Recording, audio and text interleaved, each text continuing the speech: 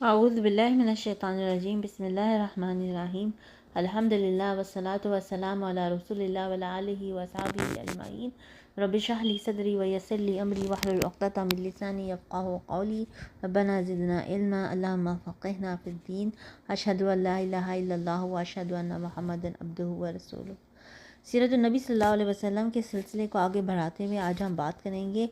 حج 9 ہجری زیر امارت حضرت ابو بکر رضی اللہ عنہ۔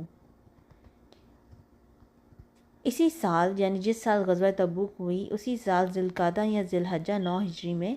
رسول اللہ صلی اللہ علیہ وسلم نے مناسک حج قائم کرنے کی غرض سے ابو بکر رضی اللہ عنہ کو امیر الحج بنا کر روانہ فرمایا۔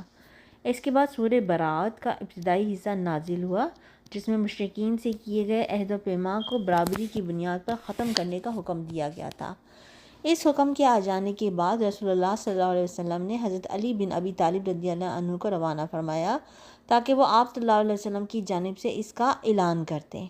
ایسے اس لیے کرنا پڑا کہ خون اور مال کے عہد و پیمان کے سلسلے میں عرب کا یہی دستور تھا کہ آدمی یا تو خود اعلان کرے یا اپنے خاندان کے کسی فرد سے اعلان کرائے۔ خاندان سے باہر کے کسی آدمی کا کیا ہوا اعلان تسلیم نہیں کیا جاتا تھا۔ حضرت ابو بکر رضی اللہ عنہ سے حضرت علی رضی اللہ عنہ کی ملاقات ارج یا وادی دہبنان میں ہوئی۔ حضرت ابو بکر رضی اللہ عنہ نے دریافت کیا کہ امیر ہو یا مامور؟ حضرت علی رضی اللہ عنہ نے کہا نہیں بلکہ مامور ہوں۔ پھر دونوں آگے بڑھے۔ حضرت ابو بکر رضی اللہ عنہ نے لوگوں کو حج کرایا۔ جب 10ویں تاریخ یعنی قربانی کا دن آیا تو حضرت علی رضی اللہ عنہ بن ابی طالب نے جمرہ کے پاس کھڑے ہو کر لوگوں میں وہ اعلان کیا جس کا حکم رسول اللہ صلی اللہ علیہ وسلم نے دیا تھا، یعنی تمام عہد والوں کا عہد ختم کر دیا اور انہیں 4 مہینے کی مہلت دی۔ اسی طرح جن کے ساتھ کوئی عہد و پیمان نہ تھا انہیں بھی 4 مہینے کی مہلت دی۔ البتہ جن مشرکین نے مسلمانوں سے عہد نبھانے میں کوئی کوتاہی نہ کی تھی اور نہ مسلمانوں کے خلاف کسی کی مدد کی تھی، ان کا عہد ان کی طے کردہ مدت تک برقرار رکھا، اور حضرت ابو بکر رضی اللہ عنہ نے صحابہ کرام رضی اللہ عنہم کی ایک جماعت بھیج کر یہ اعلان عام کرایا کہ آئندہ سے کوئی مشرک حج نہیں کر سکتا اور نہ کوئی ننگا آدمی بیت اللہ کا طواف کر سکتا ہے۔ یہ اعلان گویا جزیرۃ العرب سے بت پرستی کے خاتمے کا اعلان تھا، یعنی اس سال کے بعد بت پرستی کے لیے آمد و رفت کی کوئی گنجائش نہیں رہی۔ اب ہم ایک نظر ڈالتے ہیں غزوات پر۔ نبی صلی اللہ علیہ وسلم کے غزوات، سرایا اور فوجی مہمات پر ایک نظر ڈالنے کے بعد کوئی بھی شخص جو جنگ کے ماحول، پس منظر اور پیش منظر اور آثار و نتائج کا علم رکھتا ہو، یہ اعتراف کیے بغیر نہیں رہ سکتا کہ نبی صلی اللہ علیہ وسلم دنیا کے سب سے بڑے اور باکمال فوجی کمانڈر تھے۔ آپ صلی اللہ علیہ وسلم کی سوجھ بوجھ سب سے زیادہ درست اور آپ صلی اللہ علیہ وسلم کی فراست اور بیدار مغزی سب سے زیادہ گہری تھی۔ آپ صلی اللہ علیہ وسلم جس طرح نبوت اور رسالت کے اوصاف میں سید الرسل اور اعظم الانبیاء تھے، اسی طرح فوجی قیادت کے وصف میں بھی آپ صلی اللہ علیہ وسلم یگانہ روزگار اور نادر اکثریت کے مالک تھے۔ چنانچہ آپ صلی اللہ علیہ وسلم نے جو بھی معرکہ آرائی کی، اس کے لیے ایسے حالات و وجہات کا انتخاب فرمایا جو تدبر اور حکمت اور شجاعت کے عین مطابق تھے۔ کسی معرکے میں حکمت عملی، لشکر کی ترتیب اور حساس مراکز پر اس کی تعیناتی، موزوں ترین مقام جنگ کے انتخاب اور جنگی پلاننگ وغیرہ میں آپ صلی اللہ علیہ وسلم سے کبھی کوئی چوک نہیں ہوئی، اور اسی لیے اس بنیاد پر آپ صلی اللہ علیہ وسلم کو کبھی کوئی ذکر نہیں اٹھانی پڑی، بلکہ ان تمام جنگی معاملات و مسائل کے سلسلے میں آپ صلی اللہ علیہ وسلم نے اپنے عملی اقدامات سے ثابت کر دیا کہ دنیا بڑے بڑے کمانڈروں کے تعلق سے جس طرح کی قیادت کا علم رکھتی ہے، آپ صلی اللہ علیہ وسلم اس سے بہت مختلف اور ایک نرالی سی قسم کی کمانڈرانہ صلاحیت کے مالک تھے، جس کے ساتھ شکست کا کوئی سوال ہی نہ تھا۔ اس موقع پر یہ عرض کر دینا بھی ضروری ہے کہ احد اور حنین میں جو کچھ پیش آیا، اس کا سبب رسول اللہ صلی اللہ علیہ وسلم کی کسی حکمت عملی کی خامی نہ تھی، بلکہ اس کے پیچھے حنین میں کچھ افراد لشکر کی بعض کمزوریاں کار فرما تھیں، اور احد میں آپ صلی اللہ علیہ وسلم کی نہایت اہم حکمت عملی اور لازمی ہدایت کو نہایت فیصلہ کن لمحات میں نظر انداز کر دیا گیا تھا۔ پھر ان دونوں غزوات میں جب مسلمانوں کو ذکر اٹھانے کی نوبت آئی تو آپ صلی اللہ علیہ وسلم نے جس عبقریت کا مظاہرہ فرمایا وہ اپنی مثال آپ ہے۔ آپ صلی اللہ علیہ وسلم دشمن کے مد مقابل ڈٹے رہے اور اپنی نادرہ روزگار حکمت عملی سے اسے یا تو اس کے مقصد میں ناکام بنا دیا جیسا کہ احد میں ہوا، یا جنگ کا پاسا اس طرح پلٹ دیا کہ مسلمانوں کی شکست فتح میں تبدیل ہو گئی جیسے کہ حنین میں ہوا۔ حالانکہ احد جیسی خطرناک صورتحال اور حنین جیسی بے لگام بھگدڑ سپہ سالاروں کی قوت فیصلہ سلب کر لیتی ہے اور ان کے اعصاب پر اتنا بدترین اثر ڈالتی ہے کہ انہیں اپنے بچاؤ کے علاوہ اور کوئی فکر نہیں رہ جاتی۔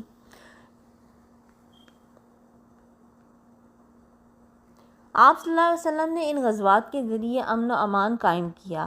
فتنے کی آگ بجھائی، اسلام و بدپرستی کی کشمکش میں دشمن کی شوکت توڑ کر رکھ دی اور انہیں اسلامی دعوت و تغلیب کی راہ آزاد چھوڑنے اور مصالحت کرنے پر مجبور کر دیا،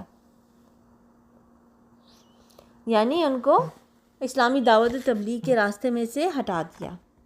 اسی طرح آپ صلی اللہ علیہ وسلم نے ان جنگوں کی بدولت یہ بھی معلوم کر لیا کہ آپ صلی اللہ علیہ وسلم کا ساتھ دینے والوں میں کون سے لوگ مخلص ہیں اور کون سے لوگ منافق۔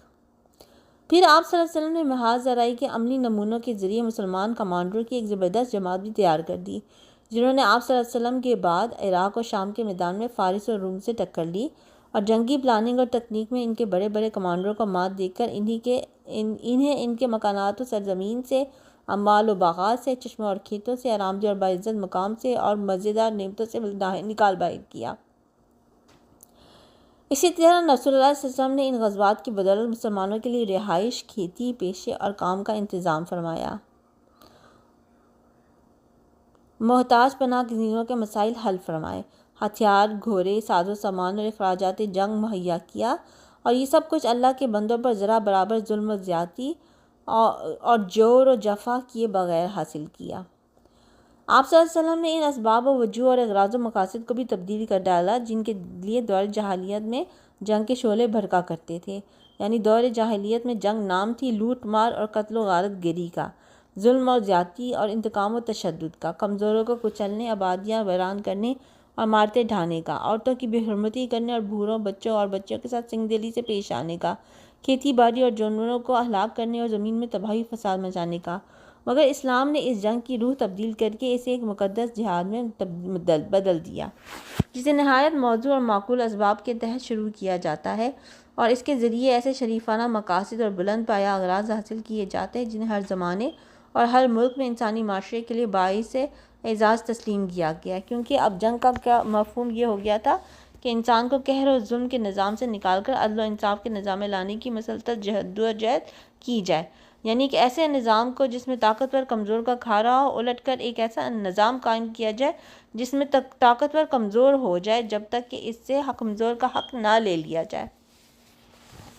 اسی طرح اب جنگ کا معنی یہ ہو گیا تھا کہ ان کمزور مردوں، عورتوں اور بچوں کو نجات دلائی جائے جو دعائیں کرتے رہتے ہیں کہ اے ہمارے پروردگار، ہمیں اس بستی سے نکال جس کے باشندے ظالم ہیں، اور ہمارے لیے اپنے پاس سے ولی بنا اور اپنے پاس سے مددگار بنا۔ نیز اس جنگ کا معنی یہ ہو گیا کہ اللہ کی زمین کو غدر و خیانت، ظلم و ستم اور بدی اور گناہ سے پاک کر کے اس کی جگہ امن و امان، رافت و رحمت، حقوق رسانی اور مروت و انسانیت کا نظام بحال کیا جائے۔ رسول اللہ صلی اللہ علیہ وسلم نے جنگ کے لیے شریفانہ ضوابط بھی مقرر فرمائے اور اپنے فوجیوں اور کمانڈروں پر ان کی پابندی لازمی قرار دیتے ہوئے کسی حال میں ان سے باہر جانے کی اجازت نہ دی۔ حضرت سلمان بن بریدہ رضی اللہ عنہ کا بیان ہے کہ رسول اللہ صلی اللہ علیہ وسلم جب کسی شخص کو کسی لشکر یا سریا کا امیر مقرر فرماتے تو اسے خاص اس کے اپنے نفس کے بارے میں اللہ عز و جل کی تقویٰ کی اور اس کے مسلمان ساتھیوں کے بارے میں خیر کی وصیت فرماتے، پھر فرماتے اللہ کے نام سے اللہ کی راہ میں غزوہ کرو، جس نے اللہ کے ساتھ کفر کیا ان سے لڑائی کرو، غزوہ کرو، خیانت نہ کرو، بدعہدی نہ کرو، ناک کان وغیرہ نہ کاٹو، کسی بچے کو قتل نہ کرو۔ اسی طرح آپ آسانی برتنے کا حکم دیتے اور فرماتے آسانی کرو، سختی نہ کرو، لوگوں کو سکون دلاؤ، متنفر نہ کرو، اور جب رات میں آپ صلی اللہ علیہ وسلم کسی قوم کے پاس پہنچتے تو صبح ہونے سے پہلے چھاپا نہ مارتے۔ نیز آپ صلی اللہ علیہ وسلم نے کسی کو آگ میں جلانے سے نہایت سختی کے ساتھ منع کیا، اسی طرح باندھ کر قتل کرنے اور عورتوں کو مارنے اور انہیں قتل کرنے سے بھی منع کیا اور لوٹ مار سے روکا، حتیٰ کہ آپ صلی اللہ علیہ وسلم نے فرمایا کہ لوٹ کا مال مردار کی طرح ہی حرام ہے۔ اسی طرح آپ صلی اللہ علیہ وسلم نے کھیتی باڑی تباہ کرنے، جانور ہلاک کرنے اور درخت کاٹنے سے منع فرمایا، سوائے اس صورت کے کہ اس کی سخت ضرورت آن پڑے اور درخت کاٹے بغیر کوئی چارہ کار نہ ہو۔ فتح مکہ کے موقع پر آپ صلی اللہ علیہ وسلم نے یہ بھی فرمایا، کسی زخمی پر حملہ نہ کرو، کسی بھاگنے والے کا پیچھا نہ کرو اور کسی قیدی کو قتل نہ کرو۔ آپ صلی اللہ علیہ وسلم نے یہ سنت بھی جاری فرمائی کہ سفیر کو قتل نہ کیا جائے۔ نیز آپ صلی اللہ علیہ وسلم نے معاہدین غیر مسلم شہریوں کے قتل سے بھی نہایت سختی سے روکا، یہاں تک کہ فرمایا جو شخص کسی معاہد کو قتل کرے گا وہ جنت کی خوشبو نہیں پائے گا، حالانکہ اس کی خوشبو 40 سال کے فاصلے سے پائی جاتی ہے۔ یہ اور اس طرح کے دوسرے بلند پایہ قواعد و ضوابط سے تھے جن کی بدولت جنگ کا عمل جاہلیت کی گندگیوں سے پاک و صاف ہو کر مقدس جہاد میں تبدیل ہو گیا۔ سبحانک اللہم و بحمدک، اشہد ان لا الہ الا انت، استغفرک و اتوب الیک۔